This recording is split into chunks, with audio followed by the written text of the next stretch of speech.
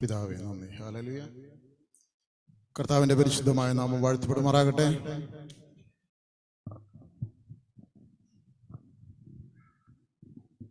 നേരിട്ട് ഈ ആലയത്തിലേക്ക് വന്നും ഓൺലൈനായും ഈ യോഗത്തിൽ പങ്കെടുത്തുകൊണ്ടിരിക്കുന്ന എല്ലാ പ്രിയപ്പെട്ടവർക്കും, പ്രത്യേകിച്ച് ആദ്യമായി ഈ ആലയത്തിലേക്ക് കടന്നു വന്ന കുടുംബത്തിനും വീണ്ടും വരുന്നവനായ യേശു കർത്താവിൻ്റെ ധന്യനാമത്തിൽ എൻ്റെ സ്നേഹവന്ദനത്തെ അറിയിക്കുകയാണ്. ദൈവത്തിന് സ്തോത്രം. വീണ്ടും ഒരു പ്രാവശ്യം കൂടെ ദൈവത്തിൻ്റെ വചനം കേൾക്കുവാൻ ദൈവം നമ്മെ തൻ്റെ കൃപയിലേക്ക് കൂട്ടിക്കൊണ്ടുവന്നിരിക്കുകയാണ്. മഹാസ്നേഹം നമ്മെ നിലനിർത്തുന്നു. ദൈവത്തിന് സ്തോത്രം. നമുക്ക് വായിക്കാം. അപ്പോസ്തലനായ പൗലോസ് എഫേസ്യർക്ക് എഴുതിയ ലേഖനം, എഫേസ്യ ലേഖനം 3-ാമത്തെ അധ്യായം 17, 18, 19 3 വാക്യങ്ങൾ നമുക്ക് വായിക്കാം. ക്രിസ്തു വിശ്വാസത്താൽ നിങ്ങളുടെ ഹൃദയങ്ങളിൽ വസിക്കേണ്ടതിനും വരം നൽകണമെന്നും നിങ്ങൾ സ്നേഹത്തിൽ വേരൂന്നി അടിസ്ഥാനപ്പെട്ടവരായി വീതിയും നീളവും ഉയരവും ആഴവും എന്ത് എന്ന് സകല വിശുദ്ധന്മാരോടും കൂടെ ഗ്രഹിപ്പാനും പരിജ്ഞാനത്തെ കവിയുന്ന ക്രിസ്തുവിന്റെ സ്നേഹത്തെ അറിവാനും പ്രാപ്തരാകുകയും ദൈവത്തിന്റെ എല്ലാ നിറവിനോളം നിറഞ്ഞു വരികയും വേണം എന്ന് ഞാൻ പ്രാർത്ഥിക്കുന്നു. മനുഷ്യന്റെ വാക്കുകൾ നമ്മെ തളർത്തും, ആഴത്തിൽ മുറിവേൽപ്പിക്കും. ദൈവത്തിൻ വചനങ്ങൾ നമ്മെ വളർത്തും, ആത്മാവിൻ മുറിവുണക്കും. മനുഷ്യന്റെ വാക്കുകൾ നമ്മെ തളർത്തും, ആഴത്തിൽ മുറിവേൽപ്പിക്കും. ദൈവത്തിൻ വചനങ്ങൾ നമ്മെ വളർത്തും, ആത്മാവിൻ മുറിവുണക്കും. ദൈവത്തിൽ ആശ്രയിക്കാം, ദൈവത്തെ വിശ്വസിക്കാം.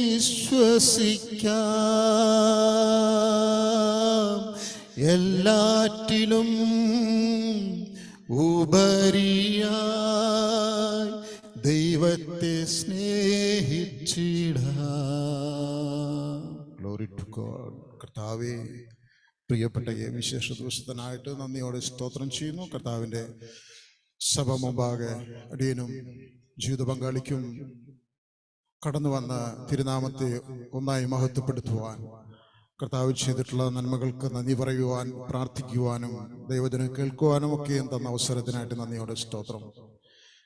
ഈ വാഴ്ച കേൾക്കപ്പെട്ട തിരുവചനം കർത്താവ് ഞങ്ങളുടെ ജീവിതത്തിൽ പ്രാവർത്തികമാക്കി ഞങ്ങൾക്ക് ആത്മീയ വർധന പ്രാപിക്കാൻ തക്കവണ്ണം ദൈവത്തിൻ്റെ പരിശുദ്ധാത്മാവിൻ്റെ സാന്നിധ്യവും സഹായവും ഞങ്ങൾ ഈ വേളയിൽ അവിടുത്തോട് അഭ്യർത്ഥിക്കുന്നു. സ്വർഗത്തിലെ നല്ല വറയിൽ നിന്ന്, കലവറയിൽ നിന്ന് കർത്താവേ ഞങ്ങൾക്ക് ആവശ്യമായവ വിളമ്പി തന്ന് ഞങ്ങളുടെ ആത്മാവിനെ പോഷിപ്പിക്കണമെന്ന് യേശു കർത്താവിൻ്റെ നാമത്തിൽ അപേക്ഷിക്കുന്നു. കേൾക്കണം പിതാവേ.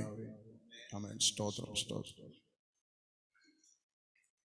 അപ്പോസ്തലനായ പൗലോസ് എഫേസ്യ സഭയ്ക്ക് വേണ്ടി നടത്തുന്ന ഒരു പ്രാർത്ഥന വാക്യങ്ങളിൽപ്പെട്ട അതിൽ 14 മുതൽ 19 വരെയാണ് വാക്യങ്ങൾ. എന്നാൽ നമ്മൾ 3 വാക്യം മാത്രമേ വായിച്ചുള്ളൂ. അതിൽ നിന്നാണ് കർത്താവ് നമ്മോട് സംസാരിക്കാൻ ആഗ്രഹിക്കുന്നത്.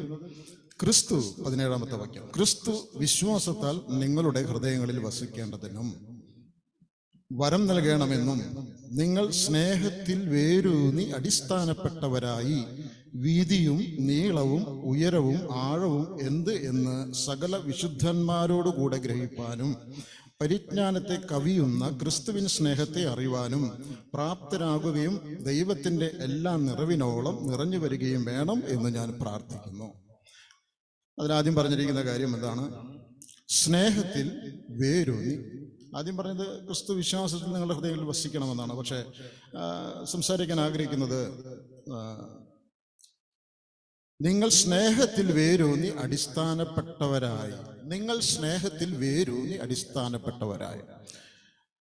വേരൂന്നുക എന്നർത്ഥമാക്കുന്നത് നമ്മുടെ മനുഷ്യ ശരീരത്തിന് വേരില്ല.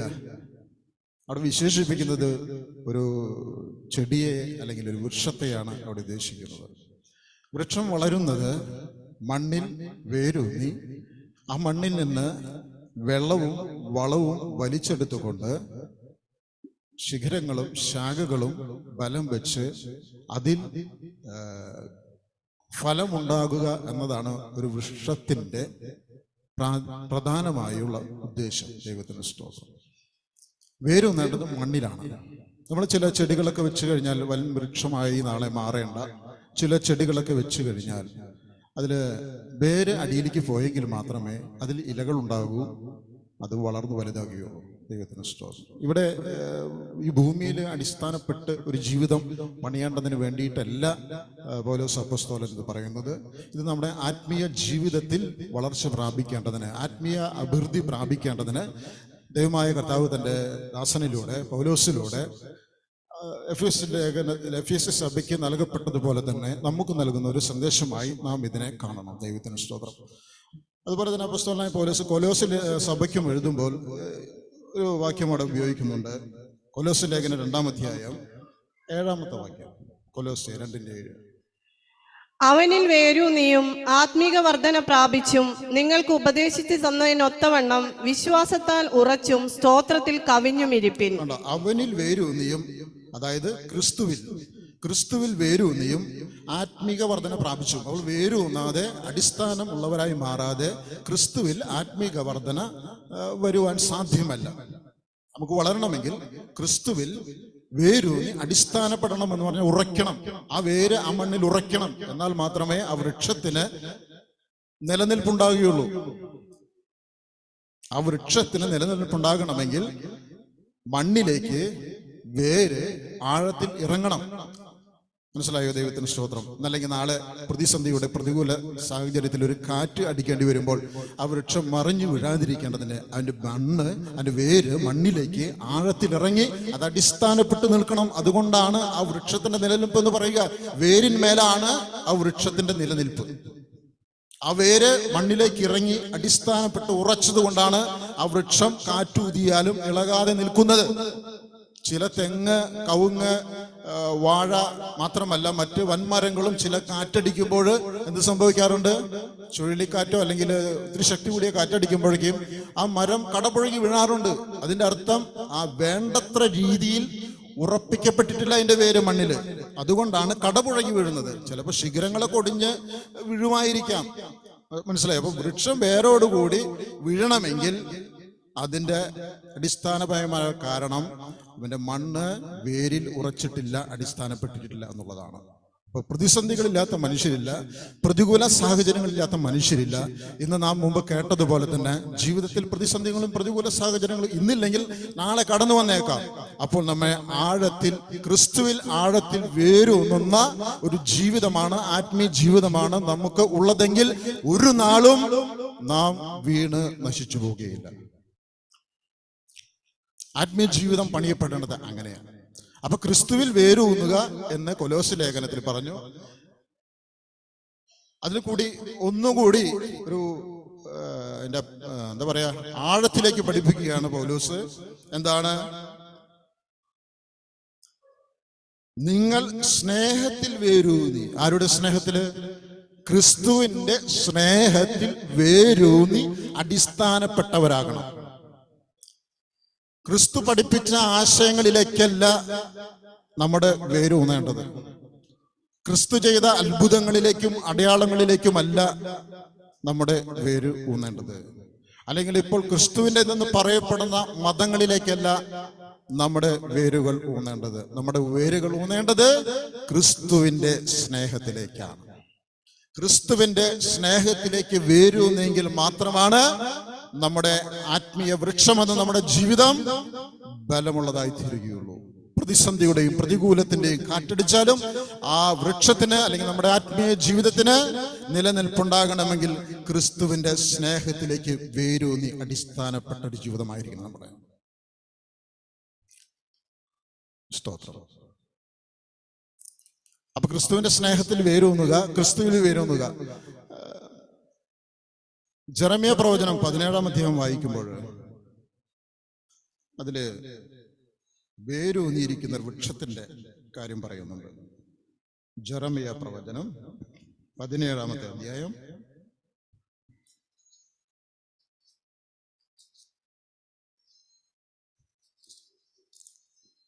ജെറമിയ പ്രവചനം 17-ാം അധ്യായം 7-ാമത്തെ വാക്യം മുതൽ വായിക്കാം. യഹോവയിൽ ആശ്രയിക്കുകയും യഹോവ തന്നെ ആശ്രയമായിരിക്കുകയും ചെയ്യുന്ന മനുഷ്യൻ ഭാഗ്യവാൻ. അവൻ വെള്ളത്തിനരികെ നട്ടിരിക്കുന്നതും ആറ്റരികെ വേരൂന്നിയിരിക്കുന്നതുമായ വൃക്ഷം പോലെയാകും. ഉഷ്ണം തട്ടുമ്പോൾ അത് പേടിക്കുകയില്ല. അതിന്റെ ഇല പച്ചയായിരിക്കും. വരൾച്ചയുള്ള കാലത്തും വാട്ടം തട്ടാതെ ഫലം കായ്ച്ചുകൊണ്ടിരിക്കും. മതി, സ്തോത്രം. അപ്പോ യഹോവയിൽ ആശ്രയിക്കുകയും, പുതിയ നിയമവിശ്വാസികളായ നമുക്ക് വേണമെങ്കിൽ ഇങ്ങനെ പറയാം, കർത്താവിൽ ആശ്രയിക്കുകയും കർത്താവ് തന്നെ ആശ്രയമായിരിക്കുകയും ചെയ്യുന്ന മനുഷ്യൻ ഭാഗ്യവാൻ. ആരാ ആ മനുഷ്യൻ? ആര്? കർത്താവുണ്ട്, കർത്താവിനെ ആശ്രയിച്ച് ജീവിക്കുന്ന, കർത്താവിനെ മാത്രം ആശ്രയിച്ച് ജീവിക്കുന്ന, അവൻ തന്നെ രക്ഷയുള്ളൂ. വേറെ എവിടെ നിന്നും ഒരു രക്ഷയ്ക്കുള്ള ഒരു പഴുതില്ല. രക്ഷയ്ക്ക് ആവശ്യമായ സ്രോതസ്സുകളെല്ലാം അടഞ്ഞു. സ്നേഹിതരിലേക്ക് നോക്കി, അവിടെ രക്ഷയില്ല. ബന്ധുക്കളിലേക്ക് നോക്കി, അവിടെ രക്ഷയില്ല. ആത്മീയ സമൂഹത്തിലേക്ക് നോക്കി, അവിടെ രക്ഷയില്ല. രക്ഷയുടെ എല്ലാ പഴുതുകളും അടഞ്ഞപ്പോഴും ഒരേ ഒരു പഴുത് തുറന്നു കിടന്നു. അതാണ് യഹോവ എന്ന നാമം, കർത്താവ് എന്ന നാമം. സർവേശ്വരൻ എന്ന് വിളിക്കുന്ന നമ്മുടെ കർത്താവാണ് ആ രക്ഷാ സ്രോതസ്സായി തുറന്നു കിടക്കുന്നത്. ദൈവത്തിന് സ്തോത്രം. അങ്ങനെ ജീവിക്കുന്ന ഒരു മനുഷ്യൻ ഭാഗ്യവാൻ. അവന് തക്ക സമയത്ത് ദൈവത്തിന്റെ കയ്യിൽ നിന്നും ഒരു മറുപടി ഇന്നല്ലെങ്കിൽ നാളെ ലഭിക്കുമെന്ന് ഞാൻ യേശു കർത്താവിന്റെ നാമത്തിൽ പറയുന്നു. ഇന്ന് നമുക്ക് നടന്നില്ലായിരിക്കാം. ഇന്ന് നമ്മുടെ പ്രശ്നങ്ങളിലേക്ക് ദൈവം വേണ്ടത്ര രീതിയിൽ നമ്മൾ ആഗ്രഹിക്കുന്ന രീതിയിൽ ഇടപെട്ടിട്ടില്ലായിരിക്കാം. എന്നാൽ ഒരു ദിവസം നമുക്കായുണ്ട്. ആ ദിവസത്തിൽ അവന്റെ മറുപടി വരും. അവന്റെ മറുപടിക്കായി കാത്തിരിക്കണം. ക്ഷമയോടെ കാത്തിരിക്കണം. ദീർഘക്ഷമയോടെ കാത്തിരിക്കണം. ക്ഷമയ്ക്ക് ഉദാത്തമായ മാതൃകയായി ബൈബിൾ വിശേഷിപ്പിക്കുന്ന ഒരു കൂട്ടരുണ്ട്. ആരാന്ന് പറയാൻ പറ്റുമോ? ദീർഘക്ഷമയ്ക്ക് ഉദാത്തമായ മാതൃകയായി ഒരു കൂട്ടരെ ദൈവവചനത്തിൽ രേഖപ്പെടുത്തിയിട്ടുണ്ട്. ആരാണെന്നറിയോ? യാക്കോബിന്റെ ലേഖനം.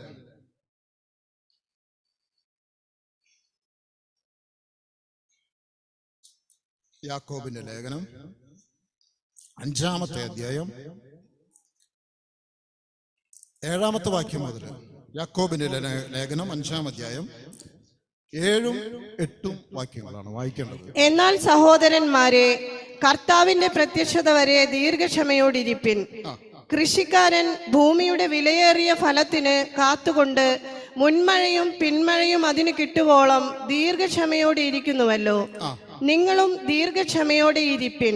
നിങ്ങളുടെ ഹൃദയം സ്ഥിരമാക്കുവിൻ.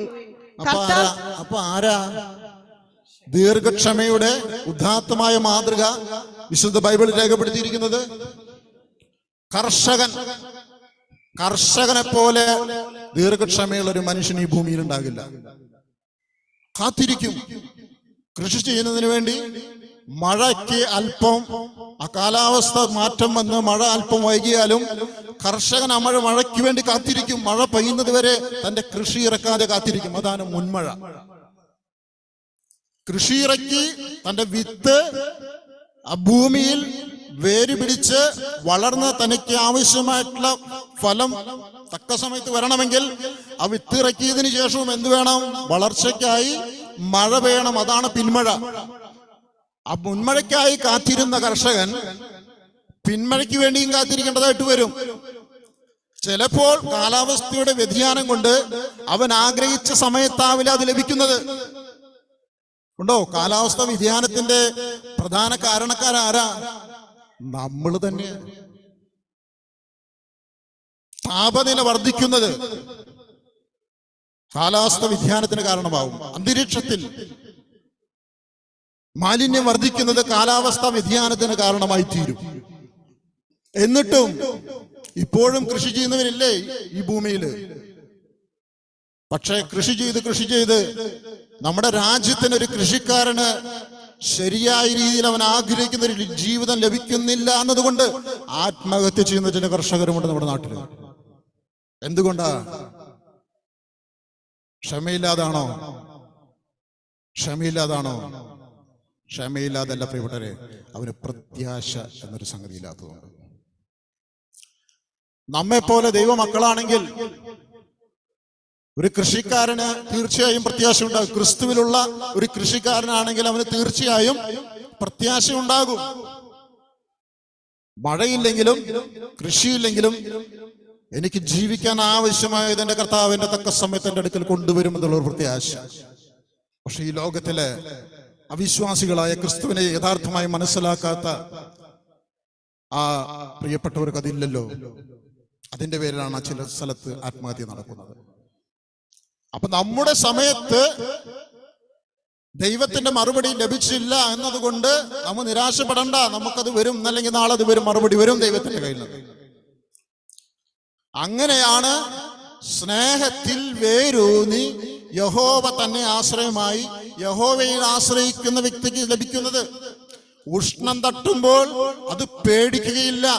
വരൾച്ചയുള്ള കാലത്തും അതിന്റെ ഇല പച്ചയായിരിക്കും. തക്ക കാലത്ത് അത് ഫലം കൊടുക്കും.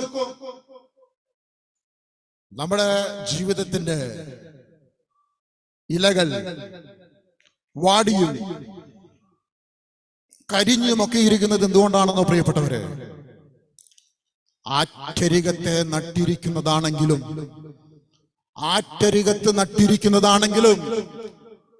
നമ്മൾ വരുന്നത് സഭയിലാ, നമ്മൾ വിധിക്കുന്നത് ദൈവത്തിനെയാ. പക്ഷെ അവന്റെ സ്നേഹത്തിലേക്ക് വേരൂന്നി അടിസ്ഥാനപ്പെടാത്തവരായത് കൊണ്ടാണ് നമ്മുടെ വൃക്ഷങ്ങൾക്ക് വാട്ടം തട്ടുന്നതും കരിഞ്ഞുണങ്ങി പോകുന്നതും. യഹോവയിൽ ആശ്രയിക്കുക. ഒരു സംശയവും വേണ്ട, ഒരു നിരാശയും വേണ്ട. ദൈവമായ കർത്താവിൽ മാത്രം ആശ്രയിച്ച് ജീവിക്കുന്ന ചില ജീവിതങ്ങളെ പണിയുവാൻ, അവരുടെ ജീവിതത്തിലേക്ക് ആവശ്യമായ നന്മകൾ നൽകുവാൻ ദൈവമായ കർത്താവ് ഇന്നും പ്രാപ്തനായി സ്വർഗത്തിൽ ജീവിക്കുന്നുണ്ടെന്നുള്ള കാര്യം മറക്കരുത്. നമ്മൾ വേരൂന്നിയിരിക്കുന്നത് എവിടെയാണ്? അവന്റെ സ്നേഹത്തിൽ നിന്നാണോ നമുക്ക് വെള്ളവും വളവും ലഭിക്കുന്നത്?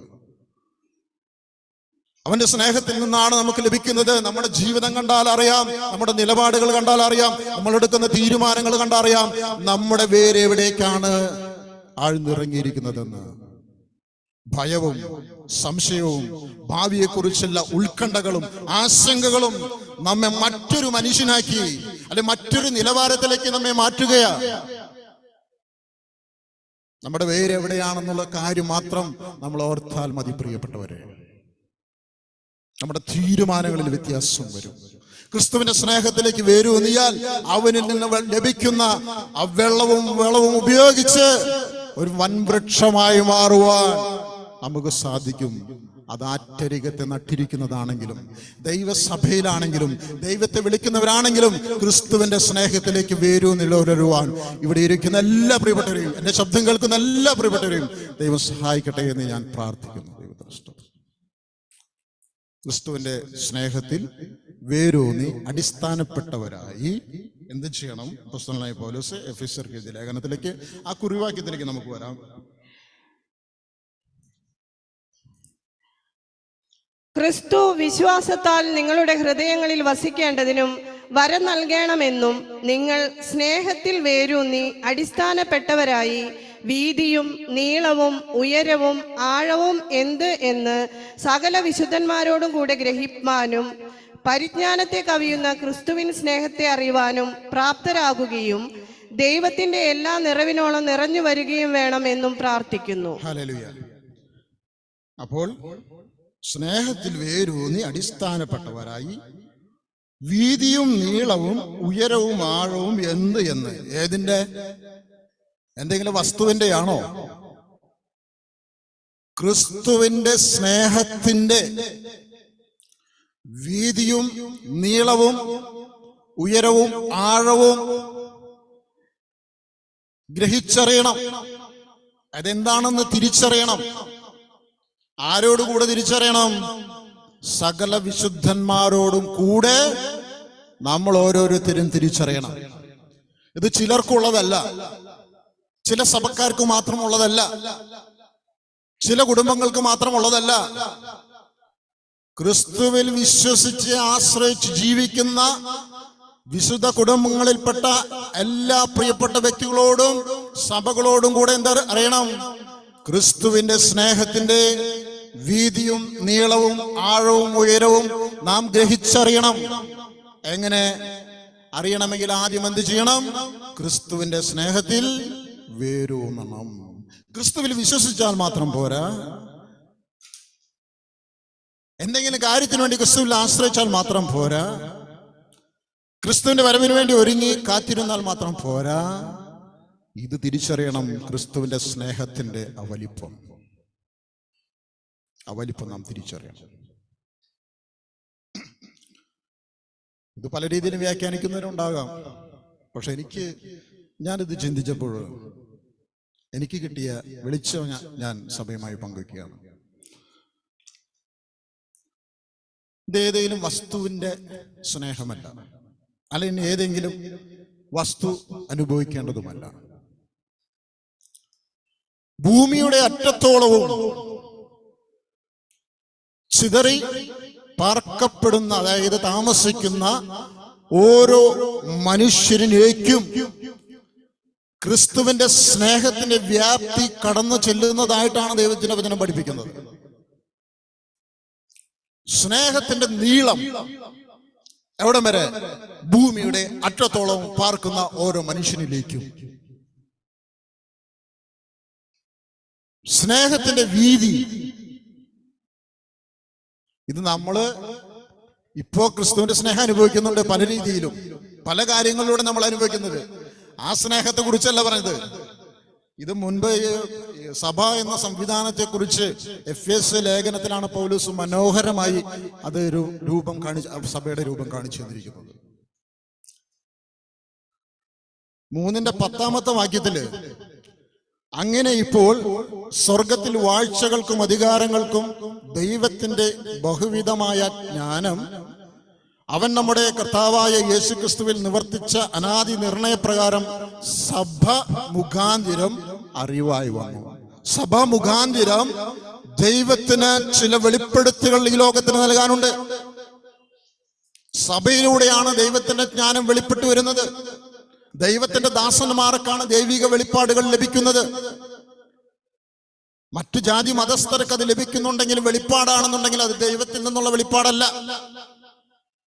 ദൈവത്തിൽ നിന്നും ക്രിസ്തുവിന്റെ നാമത്തെ പ്രതി ദൈവരാജ്യത്തെ പണിയപ്പെടേണ്ടതിനും ക്രിസ്തുവിന്റെ സ്നേഹത്തിന്റെ ആഴവും ഉയരവും വീതിയും നീളവും അനുഭവിച്ചറിയേണ്ടതിനും പണിയപ്പെടുന്നത് സഭയിലൂടെയാണ്.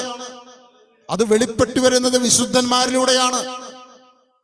അങ്ങനെ ദൈവത്തിൽ നിന്ന് ദർശനം ലഭിച്ച വിശുദ്ധർക്ക് മാത്രമേ ദൈവത്തിന്റെ സ്നേഹം മറ്റുള്ളവർക്ക് കൊടുക്കാൻ സാധിക്കൂ.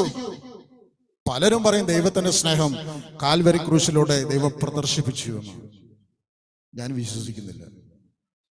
ദൈവത്തിന്റെ സ്നേഹം ഒരു പ്രദർശന വസ്തുവല്ല.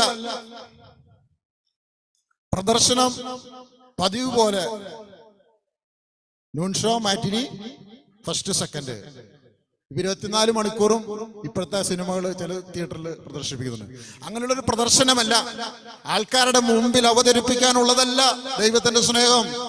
ദൈവത്തിന്റെ സ്നേഹം മനുഷ്യർക്ക് കൊടുക്കുവാനുള്ളതാണ്. യേശു പറഞ്ഞു, ഞാൻ വന്നിരിക്കുന്നത് നിങ്ങൾക്ക് ജീവൻ ഉണ്ടാകാനും അത് സമൃദ്ധിയായി ഉണ്ടാകാനുമാണ്. ദൈവത്തിന്റെ പ്രത്യക്ഷപ്പെട്ട കാൽവരി ക്രൂശിൽ പ്രത്യക്ഷപ്പെട്ട സ്നേഹം, അതിന്റെ നീളം, അതിന്റെ വീതി, അതിന്റെ ആഴം, ഉയരം എത്രത്തോളമാണെന്ന് നാം മനസ്സിലാക്കി കഴിഞ്ഞാൽ ആത്മീയ സമൂഹത്തിനിടയിലുള്ള പല പ്രശ്നങ്ങൾക്കും പരിഹാരമാകും.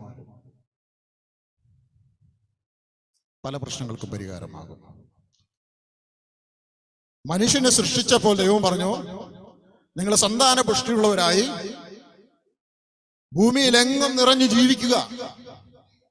സന്താന പുഷ്ടിയുള്ളവരായി ഭൂമിയിലെങ്ങും നിറഞ്ഞു ജീവിക്കുക. മനുഷ്യൻ വളർന്നു, സന്തതി പരമ്പരകൾ ഉണ്ടായി. പക്ഷേ അവര് ബാബേൽ ഗോപുരത്തിന്റെ കഥ കേട്ടിട്ടുണ്ടോ? കഥയിലുണ്ടായ സംഭവ ചരിത്രമാണ് ബൈബിളിൽ.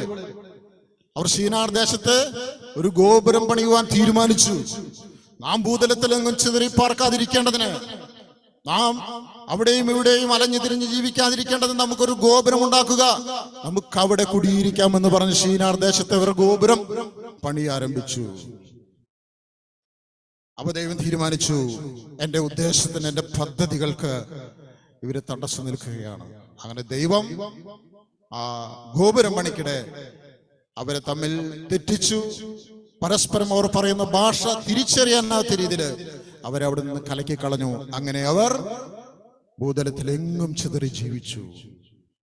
അവരെ ഒരുമിച്ച് കൂട്ടുക, തന്റെ പുത്രന്റെ നാമത്തിൽ ഒരുമിച്ച് ചേർക്കുക എന്നുള്ള ലക്ഷ്യത്തോടെയാണ് കർത്താവ് തന്റെ സഭ എന്ന സംവിധാനത്തിന് തുടക്കം കുറിച്ചത്. തന്റെ പുത്രന്റെ ശരീരമായ ഈ ഭൂമിയിലെ വിശുദ്ധ സഭയിലൂടെയാണ് എല്ലാ മാനവ വിഭാഗങ്ങളെയും കൂട്ടിച്ചേർക്കുന്നത്.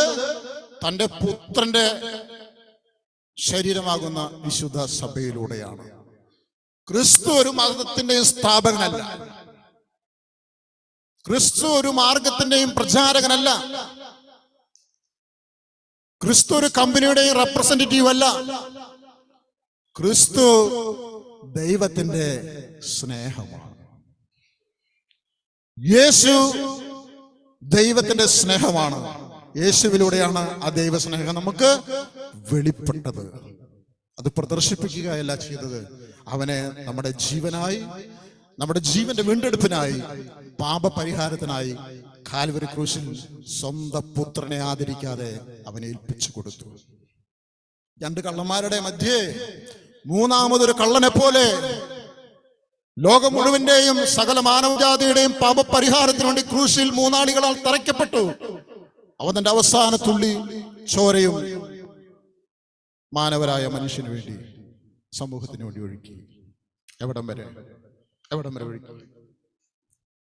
വെളിപ്പാട് പുസ്തകം 5-ാം അധ്യായം.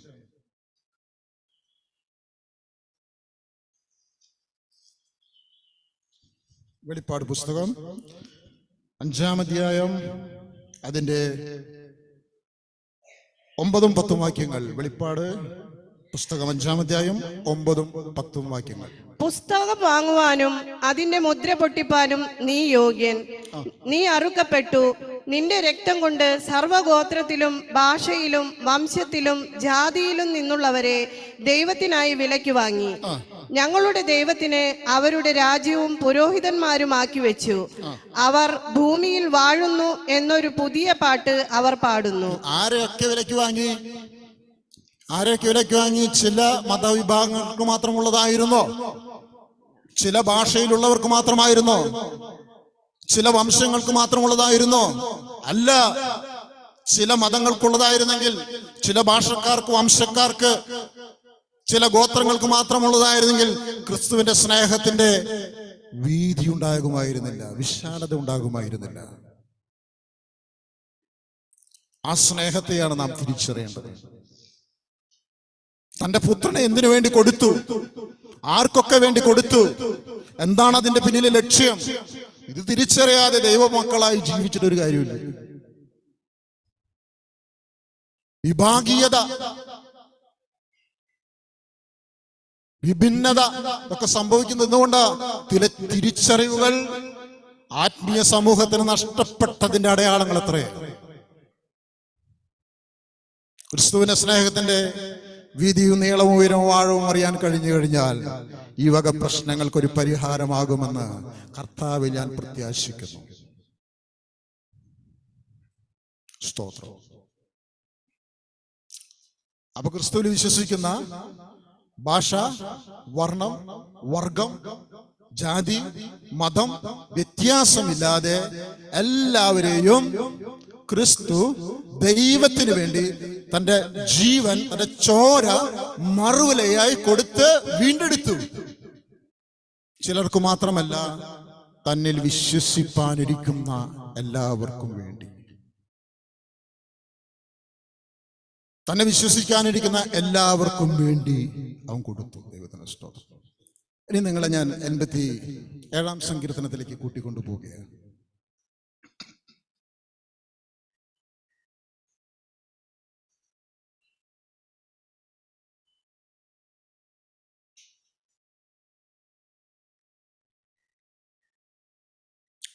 ാം സങ്കീർത്തനത്തെ ചിലപ്പോൾ അത് മുഴുവൻ വായിക്കേണ്ടി വരും. ഒന്ന് വായിച്ചു നോക്കാം നമുക്ക്. 87 സങ്കീർത്തനം 1 മുതലുള്ള വാക്യങ്ങൾ. യഹോവ വിശുദ്ധ പർവ്വതത്തിൽ സ്ഥാപിച്ച നഗരത്തെ, സിയോന്റെ പടിവാതിലുകളെ തന്നെ യാക്കോബിന്റെ സകല നിവാസികളെക്കാളും അധികം സ്നേഹിക്കുന്നു. ദൈവത്തിന്റെ നഗരമേ, നിന്നെക്കുറിച്ച് മഹത്വമുള്ള കാര്യങ്ങൾ അരുളി ചെയ്തിരിക്കുന്നു. ഏതാണ് നഗരം? ജെറുസലേം എന്ന, സിയോൻ എന്ന് വിശേഷിപ്പിക്കപ്പെടുന്ന ഒരു നഗരം ആർക്കുണ്ടായിരുന്നു? ദൈവജനമെന്ന് വിളിക്കപ്പെടുന്ന യഹൂദർക്ക് ഉണ്ടായിരുന്നു. ജെറുസലേം എന്ന ഒരു പ്രധാനപ്പെട്ട നഗരം. അവിടെയായിരുന്നു ദൈവനാമത്തിൽ പണിയപ്പെട്ട ദൈവാലയം. അവിടെയാണ് ഉണ്ടായിരുന്നത്. ദൈവത്തിന് സ്തോത്രം. അപ്പൊ സകല നിവാസങ്ങളെക്കാളും എന്ന് പറയുന്നതിന്റെ അർത്ഥം അതിനോടനുബന്ധിച്ച് ജീവിക്കുന്ന പല വാസസ്ഥലങ്ങളിലും യാക്കോബിന്റെ ഗോത്രങ്ങൾക്കുണ്ടായിരുന്നു. പക്ഷെ അവർ ആലയത്തിൽ ഒരുമിച്ച് കൂടുമ്പോഴുണ്ടാകുന്ന സന്തോഷവും അവരുടെ ആഹ്ലാദവും ദൈവത്തിന് ഇഷ്ടമായിരുന്നു. ജെറുസലേം എന്ന ദേവാലയത്തിൽ നിർദ്ദേശിക്കപ്പെട്ട ചില ദിവസങ്ങളിൽ അവർ ഒത്തൊരുമിച്ച് കൂടുമ്പോൾ ദൈവത്തിനത് സന്തോഷമുളവാക്കുന്നതായിരുന്നു. അത് ദൈവത്തിന് പ്രിയപ്പെട്ട ഒരു സ്ഥലമായിരുന്നു. എന്നാൽ ഇന്ന് ആശ്ചര്യകമായി ജെറുസലേം എന്ന് വിളിക്കപ്പെടുന്ന ആ സ്ഥലത്ത് ഒരു പ്രത്യേകതയുമില്ല. ബൈബിളിൽ വിശേഷിപ്പിക്കുന്ന ഒരു പ്രത്യേകതയും ഭാവിയിൽ അതിനില്ല. എന്തെങ്കിലും നടക്കാനുണ്ടോ, പ്രവചനങ്ങളുണ്ടോ എനിക്കറിയില്ല. എൻ്റെ അറിവിൽ വെച്ചാണ് ഞാൻ പാരമ്പര്യമായ ക്രിസ്തീയ കുടുംബത്തിൽ പിറന്നവനല്ല. ചെറുപ്പം മുതൽ കാറ്റിസം അഭ്യസിച്ചവനല്ല. ഞാൻ വളരെയേറെ കഴിഞ്ഞാണ് ബൈബിളൊക്കെ യേശുവിൽ വിശ്വസിക്കുവാനും ബൈബിളൊക്കെ വായിക്കാൻ ഇടവന്നത്. അതുകൊണ്ട് പല തെറ്റുകളും എനിക്ക് സംഭവിക്കാൻ എൻ്റെ ശുശ്രൂഷയിലൊക്കെ വാക്കിലൊക്കെ. അത് ഇത്രയും നാൾ നിങ്ങൾ ക്ഷമിച്ചതുപോലെ ഇനി ക്ഷമിക്കണം. തെറ്റുകളുണ്ടെങ്കിൽ ചൂണ്ടിക്കാണിച്ചു തരണം. ദൈവനാമത്തിൽ അത് അംഗീകരിക്കുവാനും സ്വീകരിക്കുവാനും തയ്യാറാണ്. അത്രയേ ഉള്ളൂ എന്നെ കുറിച്ച് ഞാൻ പറയാം. എന്നെ അത്രയേ ഉള്ളൂ. അപ്പോൾ എന്നാൽ ജെറുസലേം എന്ന് വിശേഷിപ്പിക്കപ്പെടുന്ന ഒരു സ്ഥലമുണ്ട്. അത് ഗലാത്യ ലേഖനത്തിനാണ് പൗലോസ് പറയുന്നത്. ഗലാത്യ ലേഖനത്തിൽ ജെറുസലേമിന് പ്രത്യേകതയുണ്ട്. ജെറുസലേം എന്ന ഒരു പുതിയ നഗരം എപ്പോൾ വരും? ഇപ്പോഴില്ല. അത് സ്വർഗത്തിൽ നിന്ന് വരും. സ്വർഗത്തിൽ നിന്ന് ഇറങ്ങി വന്ന് ഇതാ മനുഷ്യരോടുകൂടെ ദൈവത്തിന്റെ വാസമെന്ന് പുതിയ ജെറുസലേം സ്വർഗത്തിൽ നിന്ന് വരും. വിശുദ്ധ സഭയ്ക്ക് താമസിക്കാനുള്ള ഒരു വിശുദ്ധ നഗരം. ഈ നഗരത്തിന് വേണ്ടിയിട്ടാണ് പഴയ നിയമ വിശുദ്ധരും ഇന്നേ വരെ മൺമറഞ്ഞു പോയ പുതിയ നിയമ വിശുദ്ധരും ഒക്കെ അത് ആ പട്ടണവും ദൈവം ശില്പിയായി നിർമ്മിച്ചതും അടിസ്ഥാനമിട്ടതുമായ ആ പട്ടണത്തിനായി കാത്തിരുന്നു എന്ന് അബ്രായ ലേഖനത്തിൽ രേഖപ്പെടുത്തിയിരിക്കുന്നത്. ആ പട്ടണം അത്രയും വിശേഷപ്പെട്ടതാണ്. അതിന്ന് ഈ ഭൂമിയിൽ ഒരു സ്ഥലത്തുമില്ല. അത് സ്വർഗത്തിൽ നിന്ന് ഇറങ്ങി വരാനിരിക്കുന്നതേയുള്ളൂ. ദൈവത്തിന്റെ സ്തോത്രം. അതേപറ്റി ബൈബിള് വിശേഷിപ്പിച്ചിട്ടുണ്ട്. എന്നാൽ ഗലാത്യ ലേഖനത്തിലേക്ക് വരാം. നമുക്ക് 87 സങ്കീർത്തനത്തിന്റെ ആ ഭാഗം കളയരുത്. നമുക്ക് മടങ്ങി വരണം.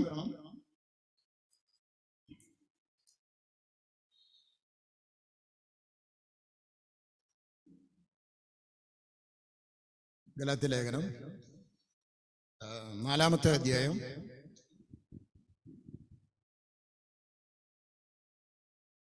25-ാമത്തെ വാക്യം. ഗലാത്യ ലേഖനം 4-ാം അധ്യായം 25-ാമത്തെ വാക്യം. ഹാഗാർ എന്നത് അറബി ദേശത്ത് സീനായ് മലയെ കുറിക്കുന്നു. അത് ഇപ്പോഴത്തെ യെരുശലേമിനോട് ഒക്കുന്നു. അത് തന്റെ മക്കളോടുകൂടെ അടിമയിൽ ലല്ലോ ഇരിക്കുന്നത്. മീതെയുള്ള യെരുശലേമോ സ്വതന്ത്രയാകുന്നു. അവൾ തന്നെ നമ്മുടെ അമ്മ. മീതെയുള്ള യെരുശലേം, വരാനിരിക്കുന്ന പുതിയ ആകാശവും പുതിയ ഭൂമിയിലും ഉള്ള ജെറുസലേം പട്ടണം ദൈവം ശില്പിയായും അടിസ്ഥാനമൊട്ടതും പണിതതായ ഒരു പട്ടണം. അത് മേലെയുള്ളത്. അത് വന്നിട്ടില്ല ഭൂമിയിലേക്ക്. അത് വന്നിട്ടില്ല, വരാനിരിക്കുന്നേ. ആ ജെറുസലേമാണ് നമ്മുടെ അമ്മ. വിശ്വാസികളുടെ അമ്മ എന്ന് പറയുന്നത്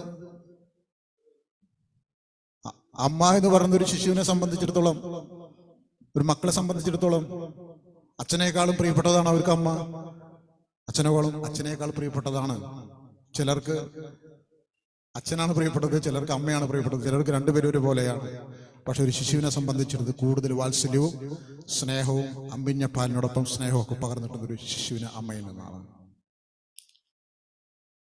അപ്പൊ ഈ ജെറുസലേം പട്ടണത്തെ കുറിച്ചുള്ള ഒരു പ്രവചനമാണ്.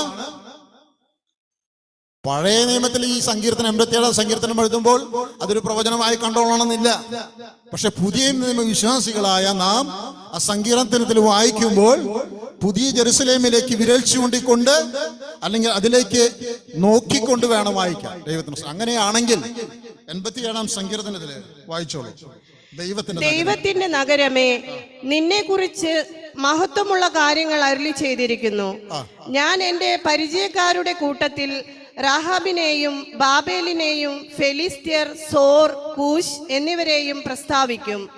ഇവൻ അവിടെ ജനിച്ചു. എന്റെ പരിചയക്കാരുടെ കൂട്ടത്തിൽ എന്ന് പറഞ്ഞ് മറ്റൊരു തർജ്ജമയിൽ കാണാം, എന്നെ അംഗീകരിക്കുന്നവരുടെ കൂട്ടത്തിൽ. അങ്ങനെ തർജ്ജമയിലുണ്ടോ? എന്നെ അംഗീകരിക്കുന്നവരുടെ കൂട്ടത്തിൽ എന്നുണ്ടോ? ഏതെങ്കിലും തർജ്ജമ എന്നെ അംഗീകരിക്കുന്നവരുടെ കൂട്ടത്തിൽ. POC ബൈബിളല്ലേ ചേട്ടാ?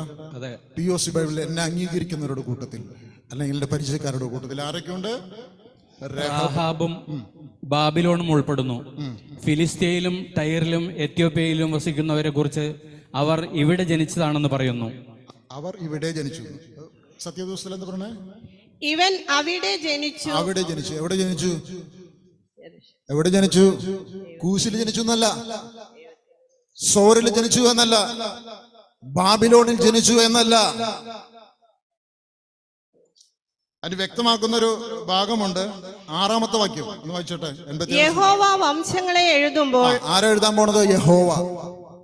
യഹോവയുടെ തീരുമാന പ്രകാരം വംശങ്ങളെ, ജാതികളെ, ഭാഷക്കാരെ ഒക്കെ എഴുതുമ്പോൾ ഇവൻ അവിടെ ജനിച്ചു എന്നിങ്ങനെ എവിടെ ജനിച്ചു? കൂശൻ എവിടെ ജനിച്ചു? ജെറുസലേമിൽ. റഹബ് എവിടെ ജനിച്ചു? ജെറുസലേമിൽ. സോറിലുള്ളവർ എവിടെ ജനിച്ചു? ജെറുസലേമിൽ. ഫിലിസ്തർ എവിടെ ജനിച്ചു? ജെറുസലേമിൽ. അതെന്താ അങ്ങനെ? അവരവരുടെ നാട്ടിലല്ലേ ജനിച്ചത്? യഹോവ വംശങ്ങളെ കണക്കിടുമ്പോൾ പുത്തനാം ജെറുസലേമിലേക്ക് ജനിച്ചവർ, അല്ലെങ്കിൽ പുത്തനാം ജെറുസലേം പ്രതി വീണ്ടും ജനിച്ചവർ, ക്രിസ്തുവിൽ നിന്ന് വീണ്ടും ജനിക്കുന്നവരുണ്ട്, വിശ്വാസികളായി ജീവിക്കുന്നവരുണ്ട്, പാതി വഴിട്ടെറിഞ്ഞു പോകുന്നവരുണ്ട്. എന്നാൽ ഈ പുതിയ ആകാശത്തിനും പുതിയ ഭൂമിക്കും പുത്തനാം ജെറുസലേമിലെ വാസത്തിനുമായി കാത്തിരിക്കുന്നവര്, അവരെ കുറിച്ച് പറയുക, അവര് ജനിച്ചത് ദൈവത്തിൽ നിന്നാണ്. അവരുടെ പേരെഴുതപ്പെടാൻ പോകുന്നത് പുത്തനാം ജെറുസലേമിന്റെ അഡ്രസ്സിലാണ്. പുത്തനാം ജെറുസലേമിന്റെ അഡ്രസ്സിലാണ് എഴുതപ്പെടാൻ പോകുന്നത്. സ്തോത്രം. ജയിക്കുന്നവന്. വെളിപ്പാട് പുസ്തകത്തിലേക്ക് വന്നോട്ടെ. സങ്കീർത്തനത്തിലേക്ക് വീണ്ടും വരേണ്ടതുണ്ട്. എന്നാൽ വെളിപ്പാട് പുസ്തകത്തിലേക്ക് നമുക്ക് പോകാം. സഭകളോടുള്ള ദൂതിൽ വാക്യം നോക്കട്ടെ.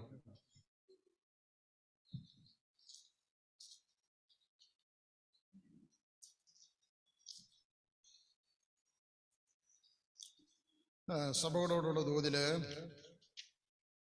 ഫിലദൽഫിയ സഭയോടുള്ള ബന്ധത്തില് പറയുന്ന അതിന്റെ അവസാന ഭാഗത്തേക്ക് വരുമ്പോൾ പറയുന്ന കാര്യമാണ്. 12-ാം വാക്യം മുതൽ, വെളിപ്പാട് പുസ്തകം 3-ാം അധ്യായം 12-ാം വാക്യം മുതൽ. ജയിക്കുന്നവനെ ഞാൻ എന്റെ ദൈവത്തിന്റെ ആലയത്തിൽ ഒരു തൂണാക്കും. അവൻ ഒരിക്കലും അവിടെ നിന്ന് പോവുകയില്ല. എന്റെ ദൈവത്തിന്റെ നാമവും എന്റെ ദൈവത്തിന്റെ പക്കൽ നിന്ന് സ്വർഗത്തിൽ നിന്ന് തന്നെ ഇറങ്ങുന്ന പുതിയ യെരൂശലേം എന്ന എന്റെ ദൈവത്തിന്റെ നഗരത്തിന്റെ നാമവും എന്റെ പുതിയ നാമവും ഞാൻ അവന്റെ മേലെഴുതും. അവന്റെ മേലെഴുതും. ജയിക്കുന്നവന്റെ മേലെഴുതും. ദൈവത്തിന്റെ വചനം കാത്തു സൂക്ഷിച്ച് അത് പ്രിയപ്പെട്ടതായി കണ്ടുകൊണ്ട് എന്റെ കാന്തന് വരും എന്നെ ചേർക്കാൻ എന്ന് വിശ്വസിക്കുന്ന ഒരു മണവാട്ടി, എന്റെ പ്രിയൻ എന്നെ ചേർക്കാം എന്ന് പറഞ്ഞ് ജീവിക്കുന്ന ഒരു തോഴി, കാന്തന്റെ മണവാട്ടി, അവളെ ചേർക്കാനായിട്ട് അവൻ വരും. രാംദാസ് എന്ന ഞാൻ ജനിച്ചത് മച്ചാട് ദേശത്താണ്, വടക്കാഞ്ചേരി ദേശത്താണ്, അതിലല്ല പ്രാധാന്യം. പക്ഷെ ഞാൻ ജീവിക്കുന്നത് ഇപ്പോൾ പുല്ലൂർ എന്ന് പറഞ്ഞ സ്ഥലത്ത്, അമ്പലനട എന്ന് പറഞ്ഞ സ്ഥലത്ത് താമസിക്കുന്നത്, പുല്ലൂര്. അപ്പൊ എനിക്കൊരു അഡ്രസ് ഉണ്ട്. എവിടെയാണ് എൻ്റെ address? Ramdas VS, Vilakkathara house, son of Sasidharan, Ambalanada, PO Pullur, 650 653 pin code. ഇതാണ് എൻ്റെ ഈ ഭൂമിയിലെ അഡ്രസ്. അതുപോലെ തന്നെ നിങ്ങൾക്കും ഓരോരുത്തർക്കും ഈ ഭൂമിയിലെ അഡ്രസ് ഉണ്ട് ഇല്ലേ? വിവിധ സ്ഥലങ്ങളിൽ നിന്ന് വരുന്ന നിങ്ങൾക്കും അഡ്രസ് ഇല്ലേ? നിങ്ങൾക്ക് ആധാർ കാർഡ് എവിടേക്കാണ് വരുന്നത്? നിങ്ങളുടെ അഡ്രസ്സിലല്ലേ വരുന്നത്. ഡ്രൈവിംഗ് ലൈസൻസ് എവിടെ നിന്ന് വരുന്നത്? നിങ്ങളുടെ അഡ്രസ്സിലേക്കല്ലേ വരുന്നത്. അതൊക്കെ നിങ്ങൾ സൈൻ ചെയ്ത് ഒപ്പിട്ട് കൊടുത്ത് വാങ്ങണ്ടേ? സൈൻ ചെയ്ത് വാങ്ങണ്ടേ? അപ്പൊ നിങ്ങളുടെ അഡ്രസ്സിലേക്ക് നിങ്ങൾക്ക് മാത്രം അവകാശപ്പെട്ടതായി നിങ്ങളുടെ സൈനോടുകൂടി ഏറ്റുവാങ്ങുവാൻ വരപ്പെടുന്ന ലെറ്ററുകൾ വരുന്ന നിങ്ങളുടെ ഈ ഭൂമിയിലെ അഡ്രസ്സിലാ. എന്നാൽ മാറുകയാണ്. ജയിക്കുന്നവന്, ദൈവത്തിന് വേണ്ടി അന്ത്യത്തോളം വിശ്വസ്തയോടെ നിൽക്കുന്നവന്, അതാണ് ജയിക്കുന്നവൻ എന്നർത്ഥം. അതാണ് സ്നാനമേൽക്കുമ്പോൾ, ഏറ്റുകഴിഞ്ഞ് വെള്ളത്തിൽ കയറുമ്പോൾ അന്ത്യത്തോളം വിശ്വസ്തരായി ജീവിക്കുക, എന്നാൽ ജീവന്റെ കിരീടം പ്രാപിക്കും. ഈ കിരീടം ആർക്കുള്ളതാ? ജയിക്കുന്നവർക്കുള്ളതാ.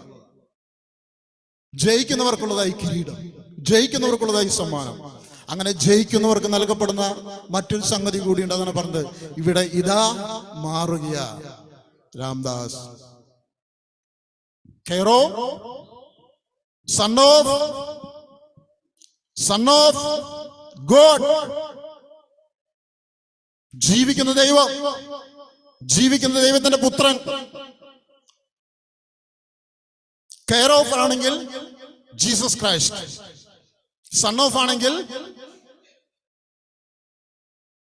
സ്വർഗത്തിൽ ജീവിക്കുന്ന ദൈവം. എവിടെയാണ് സ്ഥലം? വായിച്ചോ, നോടി വായിച്ചേ സഹോദരി വാക്യം. ജയിക്കുന്നവനെ ഞാൻ എന്റെ ദൈവത്തിന്റെ ആലയത്തിൽ ഒരു തൂണാക്കും, അവൻ ഒരിക്കലും അവിടെ നിന്ന് പോകുകയില്ല. എന്റെ ദൈവത്തിന്റെ നാമവും എന്റെ ദൈവത്തിന്റെ പക്കൽ നിന്ന് സ്വർഗത്തിൽ നിന്ന് തന്നെ ഇറങ്ങുന്ന പുതിയ യെരൂശലേം എന്ന നാമവും എന്റെ പുതിയ നാമവും എന്റെ ദൈവത്തിന്റെ നഗരത്തിന്റെ നാമവും എന്റെ പുതിയ നാമവും ഞാൻ അവന്റെ മേലെഴുതും. അവന്റെ മേലെ എഴുതുന്ന ഞാൻ മനസ്സിലാക്കുന്നത് ഇങ്ങനെയാ. എന്റെ അഡ്രസ് മാറ്റും.